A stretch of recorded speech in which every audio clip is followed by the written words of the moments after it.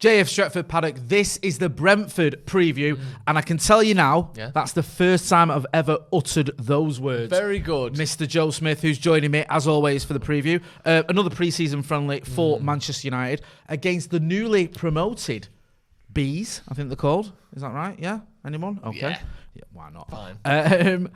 Following on from our somewhat disappointing 6-goal thriller at Loftus Road. Yeah, it was thrilling. Yes. We'll get into the predicted 11s. We'll get into a little bit about Brentford. I mean, there's not much to talk about in terms of past history. I think it's been like 46 years or something since we last played them. Yeah. But just looking at the QPR game quickly, because you weren't on the watch-along. No. But what did you make of it? I know you've watched it. What did you make of the game and the result? Because, I mean, can you look too much into a game like that? Or does this sort of signal to Ole anything in terms of who might be featuring in his plans, anything like that? It just felt like a classic pre-season game. Like, we had that pre-season under Van Gaal where he came in, we won every pre-season game. We beat Madrid, we beat Liverpool, someone else as well, like Inter Milan or someone that we beat in America. Roma or something. Roma. Yeah.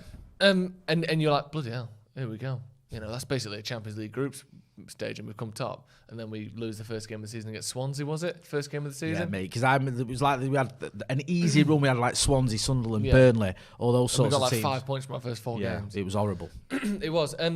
So I don't mind playing sort of lesser teams. I don't mind not playing Real Madrid. You know, it's nice to have these big tours and to go and watch the team and stuff. But I think losing to QPR is sort of par for the course when it comes to pre-season. It looked like a pre-season game. We were talking about before the likes of Wan-Bissaka, people just looking half a yard slow, a bit off the pace, and you kind of expect that, isn't it? You know, Wan-Bissaka specifically didn't go to the Euros, not played a proper game of football in close to 2 months or 6 weeks now, where some of them played, 2-3 weeks ago. They're playing in the Euros final. So what do you expect? You know, the Championship season starts 2 weeks or a weekish ahead of the Premier League season, so they're all more advanced in their training. I don't necessarily think it's a problem at all. And like you were saying, almost a repeat of the classic 4-1 thumping that we had about 35 years ago that you referenced on the preview for that game. And we were like, I wonder if they were able to draw inspiration from that as a joke. And then they were 4-1 up. The QPR players, they remembered Dennis Bailey's hat-trick. They took it onto the pitch with him. It just got passed down genetically through the kit, and it did. But yeah, I don't mind losing in pre-season, especially this early on. It's not, the Everton game, maybe you want to see a bit more of a performance just before the season's set to start. But losing games in July isn't an issue for me. Almost not, except Greenwood and Wan-Bissaka, none of the first team are playing. And even then, Greenwood isn't first name on the team sheet every week. He can be rotated a little bit as he improves. So I don't think it's a problem at all. Do you? Do you really care? No, and I think I'd rather have won. But I think there was small measures of comfort in the performance, in particular of Andy Elanga. I thought he was great on the ball, really entertaining to watch. Hopefully, he can have a bit of an impact this season. I know he's someone that David Pritt's always raved about, and I just felt like a little bit. There was 1 or 2 players who maybe do have a point to prove and maybe don't feel like they did. You might look at someone like Pereira, you might look at someone like maybe even James Garner, who's someone who might be trying to force his way into all he's thinking. But on the whole, it's very difficult to gauge too much from it. I mean, there's so many substitutions flying around anyway. It's not a full-strength team. There's always that bit of it that says when you represent Manchester United, you should always give your all. And we shouldn't be just rolling over and getting battered by teams. But it was a bit of a freak one as well in terms of they got a few goals in a sort of little spell. Lee Grant, can't really blame him for anything, but it was a bit of a nightmare for him because I think he conceded like 2 goals in 10 minutes or 5 minutes, whatever it was.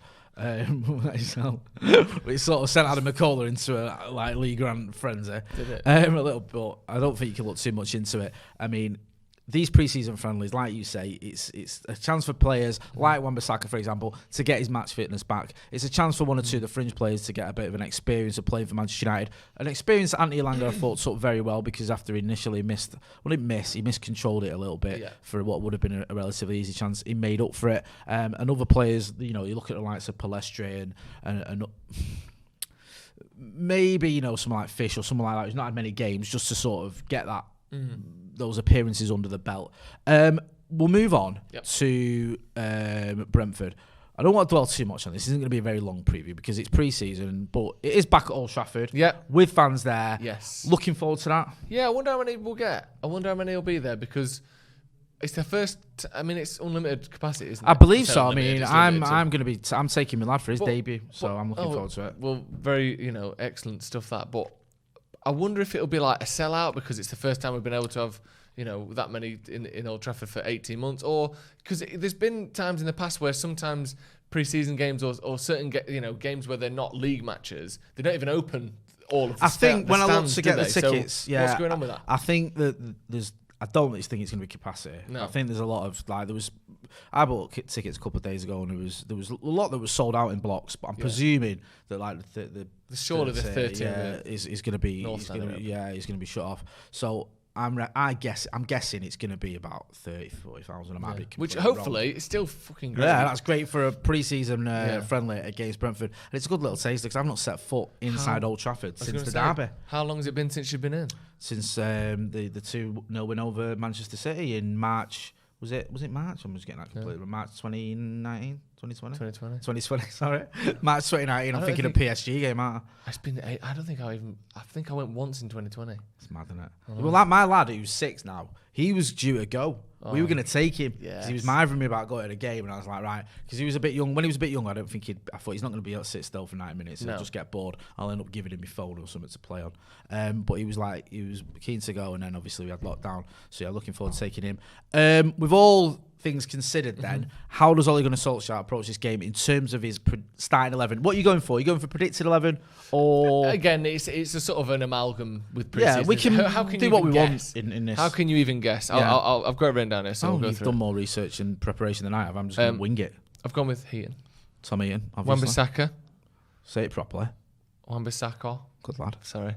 Sometimes I don't know whether am I taking the mick when I do the accent or is You've got my permission. Okay, thank you. And then I've gone Tuanzebe, Mengi, Tellez.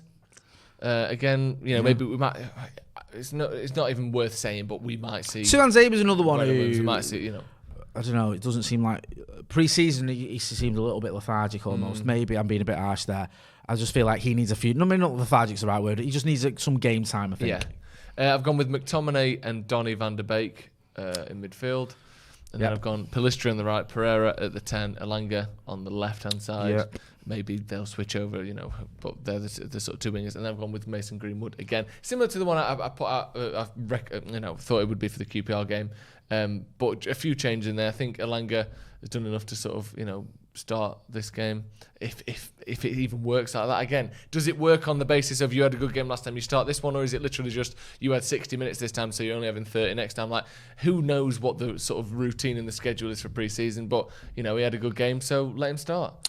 Yeah, I mean, he certainly deserves it off the back of the performances, and considering who's available, I'd have no qualms in seeing Anthony Elanga start. For my team, I'm going to go slightly different, and I'm just making this up as I go along. I'll go with Lee Grant in goal. Yeah. I'll go at left back, Brandon Williams. Mm-hmm. Centre backs, I'll go with. You went with Mengi and Tuanzebe, didn't you? Yeah, very clever. I'll do. Done you there, haven't I? Yeah, you have done me there because I mean, I don't even know who's available. That doesn't help. So I'll go with Tanner Mengi and Axel Tuanzebe. And at right back, I will. In fact, I'm going to go with the same back four. I think it will be Aaron Wan-Bissaka. I think he needs game time. Definitely. In midfield, I'll go with Pereira. I'll go with Garner. Mm-hmm. And then for the front four, I'll go with Elanga, Jesse, Chong. And I think Mason Greenwood. Oh no, I'll go with Anthony Martial because he's been in training, hasn't he? Yeah. I don't know how fit he is. So Bruno's back in training today, by the way. Right, okay. So I'll go with Tony M. Solskjaer said he won't be ready. He's not going to be playing in the Brentford game, but he's back in training. Presumably, then, if it's based on a time schedule, Paul Pogba should be back tomorrow because he was in the France squad that got knocked out the day after Portugal got knocked out. So hopefully he'll be back in the squad tomorrow.